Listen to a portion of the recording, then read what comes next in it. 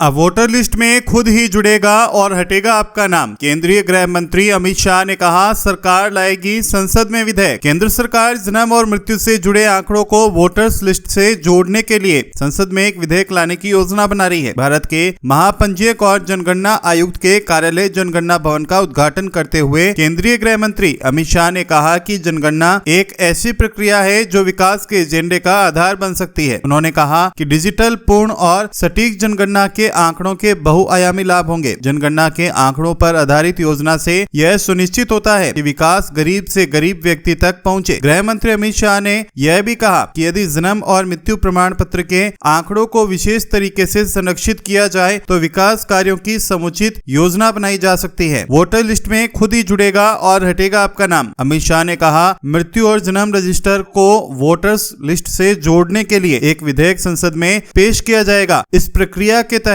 जब कोई व्यक्ति 18 साल का होगा तो उसका नाम स्वतः मतदाता सूची में शामिल हो जाएगा। इसी तरह जब किसी व्यक्ति की मृत्यु होगी तो वह जानकारी स्वतः ही निर्वाचन आयोग के पास जाएगी, जो मतदाता सूची से नाम हटाने की प्रक्रिया शुरू करेगा। अधिकारियों ने कहा कि जन्म और मृत्यु पंजीकरण अधिनियम 1969 में संशोधन विधेयक से ड्राइविंग लाइसेंस और पासपोर्ट जारी करने, लोगों को सरकारी कल्याणकारी योजनाओं का लाभ देने से संबंधित मामलों आदि में भी सुविधा होगी। अमित शाह ने कहा, यदि जन्म और मृत्यु प्रमाण पत्र के आंकड़ों को विशेष तरीके से संरक्षित किया जाए तो जनगणना के बीच के समय का अनुमान लगाकर विकास कार्यों की योजना सही ढंग से की जा सकती है। हमारे देश में विकास मांग आधारित रहा। अमित शाह ने कहा कि मैं पिछले 28 सालों से विकास प्रक्रिया से जुड़ा हुआ हूं और देखा है कि हमारे देश में विकास मांग आधारित रहा है। जिन प्रतिनिधियों का बोलबाला था वे अपने निर्वाचन क्षेत्र के लिए विकास का अधिक लाभ उठा सकते थे। यह उन कारणों में से एक है कि हमारा विकास क्यों टुकड़ों में हुआ और दोहराव के चलते अधिक महंगा हुआ। नए जनगणना भवन के साथ ही अमित शाह ने जन्म और मृत्यु के पंजीकरण के लिए एक वेब पोर्टल का भी उद्घाटन किया। जनगणना पोर्टल का एक संग्रह, जनगणना रिपोर्ट का एक ऑनलाइन बिक्री पोर्टल और जियो फेंसिंग सुविधा से लेस SRS मोबाइल ऐप का उन्नत संस्करण की भी शुरुआत की गई।